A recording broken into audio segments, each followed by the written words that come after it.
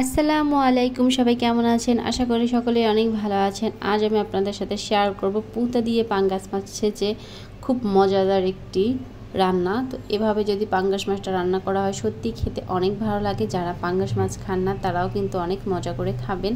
তো পাঙ্গাস মাছটা এভাবে ছেঁচে নিলে দেখা যায় কাঁটাটাও খুব সুন্দরভাবে বের হয়ে আসে এবং চামড়াটাও ছেড়ে যায়। তো আমি এভাবেই পাঙ্গাস মাছটাকে খুব ভালো করে ছেঁচে মাছটা বের করে নিব এবং চামড়াটা ফেলে দিব।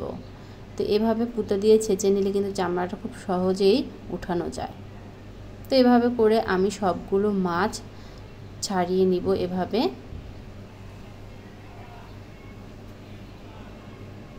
তো এখানে 4-5 টুকরা মাছ আমি এভাবে বের করে নিয়েছি। তারপরের মধ্যে কিছু মশলা দিয়ে দিব লাল মরিচের গুঁড়ো, দিয়ে দিব হলুদ গুঁড়ো, দিয়ে দিব জিরার গুঁড়ো, দিয়ে দিব গরম মশলা গুঁড়ো, দিয়ে দিব ধনিয়া গুঁড়ো, দিয়ে দিব পেঁয়াজ কুচি, দিয়ে দিব কাঁচামরিচ কুচি, তারপর মধ্যে দিয়ে দিব আদা বাটা, দিয়ে দিব রসুন বাটা, তারপর দিয়ে দিব 1 টুকরো লেবুর রস। তারপর সমস্ত কিছু খুব ভালোভাবে মিশিয়ে নিব। তারপর এর মধ্যে দিয়ে দিব পরিমাণ মতো লবণ। আপনারা যতটুকু মাছ নেবেন ততটুকু পরিমাণ করে মশলা দিয়ে দিবেন। তারপরে আমি মাছগুলোকে এবং মুঠো মুঠো করে বানিয়ে নিব। তো এভাবে করে আমি সবগুলো বানিয়ে নিয়েছি। এখন এগুলোকে তেলে আমি ভেজে নিব। তেলটা যখন গরম হয়ে আসবে তখন এই মাছগুলোকে দিয়ে দিতে হবে এবং প্রাথমিক পর্যায়ে উল্টানো যাবে না, তাহলে কিন্তু ভেঙে যেতে পারে। যখন অপর পাশটা একটু হয়ে আসবে তখন এভাবে উল্টে দিতে হবে। তো এভাবে উল্টে পাল্টে অল্প আঁচে মাছটাকে খুব সুন্দরভাবে ভেজে নিতে হবে। তো এই পর্যায়ে আমার কিন্তু মাছগুলো ভাজা হয়ে গেছে। তো আমি এখন চুলা থেকে নামিয়ে নিব। তারপর চুলায় একটা প্যান বসিয়ে দিব। যে তেলে আমি মাছটা ভেজেছি সেখান থেকে কিছু তেল প্যানে দিয়ে দিব।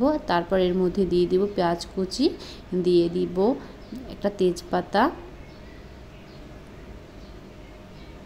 তারপর এর মধ্যে দিয়ে দিব এলাচ, দিয়ে দিব দারচিনি। এখন মশলাগুলোকে একটু ভেজে নেব। মশলাগুলো যখন একটু ভালো করে ভাজা হয়ে যাবে এর মধ্যে আমি অল্প একটু পানি দিয়ে দিব।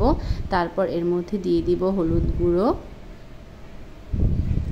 তারপর আমি এর মধ্যে দিয়ে দিব পেঁয়াজ বাটা 1 চামচ, দিয়ে দিব রসুন বাটা, দিয়ে দিব আদা বাটা।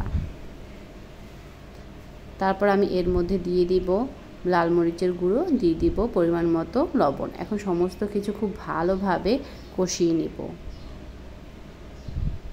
মশলাটা খুব ভালোভাবে কষানো হয়ে গেলে আমি এখানে একটি টমেটো কেটে দিয়ে দেব।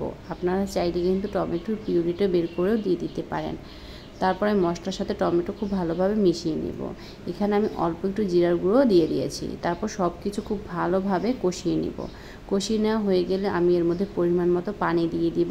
পানিতে বলক চলে আসলে আমি এর মধ্যে মাছের কোফতাগুলো দিয়ে দিব।